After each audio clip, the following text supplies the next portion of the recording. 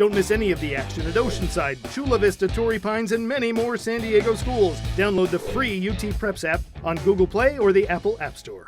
Welcome to another edition of the San Diego Prep Insider Podcast. Tommy Morris, Chris Smith, Christian Pedersen, Montel Allen will be joining us shortly. And as you can't tell, we are here at Scripps Ranch High School for their practice. We'll explain why in a second. Falcons back there, That is the Falcons back there. But before we get to the explanation of why we're here and what we're doing here, we got to get to our top 10 list. We're going to have some game picks for you guys. We have some shout outs from Christian. This is a new thing we're going to do. A little look back at the week. Oh, yeah, a little look back at the week. So before we do that, Chris, top 10. Make it quick and easy. Number 10, Mission Hills. Number 9, Modern Day. Number 8, San Marcos. Oceanside at 7, Rancho Bernardo at 6, Madison at 5, Oceanside at 4, Cathedral at 3, St. Augustine at 2, and the Helix Scotties, number 1. Yeah, math's always tough. So is it counting? Sorry, Yeah, I have a problem with it. So, yeah. He's got the bucket hat. He's looking fine. He doesn't need it. Yeah, you're just looking too good to be able to function right now. I'm gonna try mine right now. My number 10 team is Modern Day, coming off a bye week. Number 9, Oceanside. Jacob Bernard gets a little shout out here. 12 carries, 85 yards, and 2 touchdowns in their win last week. Congrats. San Marcos beating Del Norte last week is my number 8 team. 7, Poway beating Olympian. That was a big game. We talked about that last week. Poway struggled a little bit to get away with the W, but they shut him out in the fourth quarter, which was impressive. Yeah, 17-10 win there. Mission Hills is my next team on there. They beat a team from Arizona 10-7. Don't know much about them, but congratulations. Number 5, Saints beating Loyola. We were all proud about that, going up there and beating the LA schools. Ooh, there you go. Yeah, we like that a lot, beating up Big Brother up there. Number 4, Rancho Bernardo. Milan Grice, welcome back. 107 yards and a touchdown, so good for him. Number 3, Madison. Eric Buchanan had 22 carries for 238 yards. Sorry. Did you say 238 yards? 238 yards and a touchdown. Good game for Eric. Number 2, Helix. Ezekiel Noah.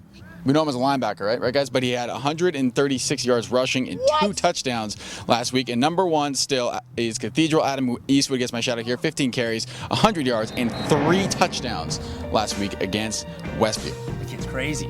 Kid is crazy. Baller alert. So that is my top 10 and Chris's top 10. Montel, what do you have? Hey everyone, how you guys doing? So my top 10 for this week will be number 10 will be Mount Carmel. Peyton Stoner, who just got his first Division I scholarship at the University of South Dakota. Number 9 is Modern Day. Big stud C.J. Verdell getting his week back from Oregon. Number 8, Bryson Bolden in San Marcos. Number 7, Mission Hills. Mr. Tuttle just got another scholarship added onto his total from Indiana. Congratulations on that. Number 6 will be Madison. T.C. Carter's been blowing it up lately, been on a hot streak. Way to ball out. Number 5 is Oceanside. Number 4 is Rancho Bernardo. Good to have Milan back. Number 3 is Helix. Number 2 is Saints. And number 1 is Cathedral. I expect some changes to be this week, especially with the Helix and Cathedral game. It's going to be a good mix-up, so I'm excited about this week. So speaking of people at good weeks, Christian, I know you want to give some shout outs today. So Well, just real quick, I want to do a little first, second, and third down of recapping last week. My first down goes to Santana, getting their first W of the season in big fashion, putting a whoop down on Castle Park. Congratulations to the Sultan, and I love congratulating the Purple Rain. Their fan section, love that. My second down goes to Morris, beating Chula Vista. That one could be kind of a turning point for that team right there, picking up an early season W. And my third down conversion goes to West Hills.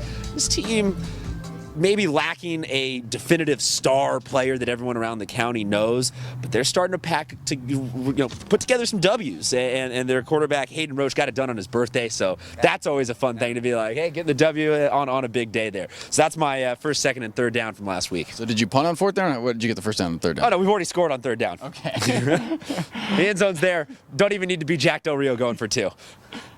Going for 2 is always cool. The USC guys, I'm a little bit biased. Anyway, so we're going to get to our game picks pretty quick, and that's going to be the explanation for why we are here. Just gonna go to the scoreboard really quickly first. Week 3 totals, not very good for some of us.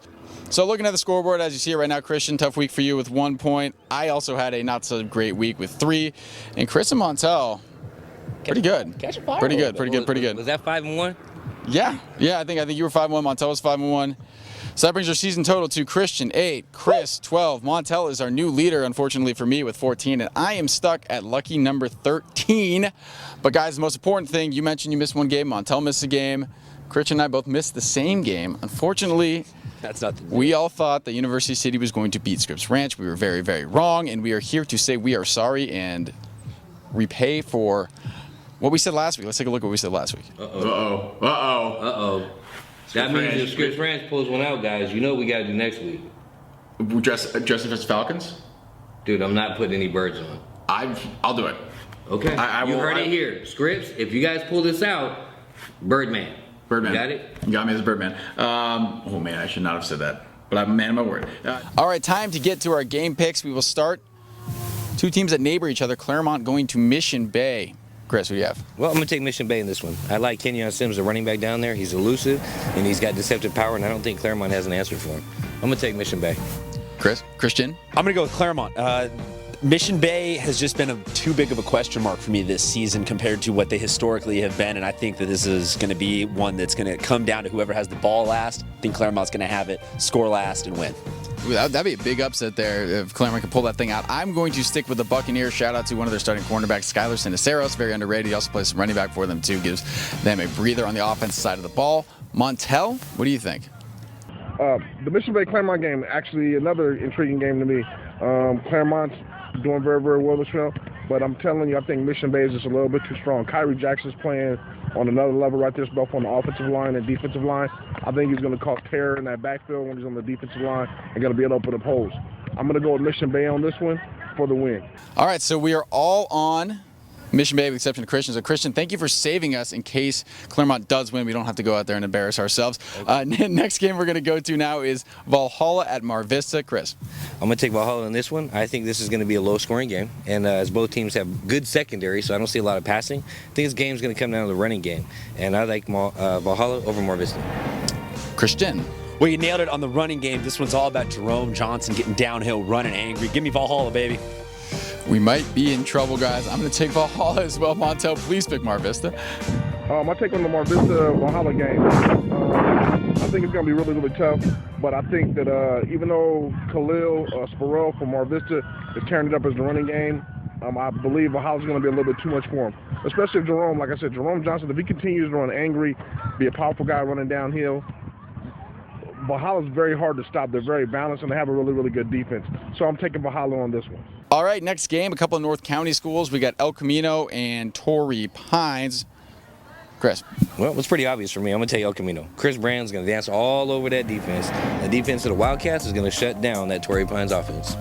Mr. Pedersen? This is going to be a big week for Torrey Pines because we've seen one bad and one good 2 weeks in a row. I'm just not able to invest on that yet for Torrey Pines, so I'm going to go with El Camino. I'm getting a little worried, guys. I'm getting a little worried. This is going to be the second time us three picked the same school. We are all picking El Camino, nice, so baby. we potentially could have to. Hey, let's go hang out with Coach Jerry Ralph. Why not? Or Torrey Pines. Let's hang out with everybody. All right, Montel, who do you have? The El Camino versus Torrey Pines game. This is an interesting game to me. Torrey Pines to me seems like right now they're in the rebuilding stages of this season, or I should say this year of the program. And I believe that El Camino is like on the verge of being one of the top programs, especially with Eric Brown, the way he's running the ball and everything. I don't expect this to be a close game. I think El Camino can go ahead and dominate this game and win it, so I'm taking El Camino on this one for the victory. All right, staying in the North County, Oceanside taking on San Marcos. Chris? Now, I got to tell you, this is one of the hardest picks of the entire list we had to pick this week. But I'm going to take Oceanside. I mean, it's a hard pick for me. I love Bryson Baldwin, Tyler Rogers, Kyle Phillips out there. But with that said, Oceanside's got two of the best corners in San Diego County with Azizi Hearn and Julian Hicks. They're the best tandem at corner in the entire county. I don't have faith that the Knights' defense can stop Max Schufer and the offense of Oceanside, so I'm going to go with Oceanside. Mr. Pedersen? Well, you said all the names that need to be said. This one's going to come down to the vertical passing game and whether or not San Marcos can get it going. I think they're just too much to handle. No discredit to the defensive backs of Oceanside, but we're talking about the premier passing offense in the entire county right here. So I'm going with San Marcos. Give me the Knights, baby. I'm going to go with Oceanside as well. We were talking about the passing game. San Marcos is a bunch of athletes on offense, but Oceanside can match it. You already mentioned Hearn and Hicks, so I'm going to go with the Pirates. Montel, your turn to pick. Hey everyone, I'd like to, the game about all as far as I'm concerned is with Otay and San Marcos. This is going to be a really good game. Oceanside is going to be traveling to San Marcos to play those guys in the deep blue sea. Big fan base over there. I think Bryce Bowling and Kyle Phillips should continue to have big games, but I do believe Oceanside secondary can't contain Kyle Phillips, so he can't break out those big plays. It's going to be an interesting game, but on this one, I'm going to take Oceanside. Their defense is strong right now. They're playing very well offensively, and I think Oceanside's got them.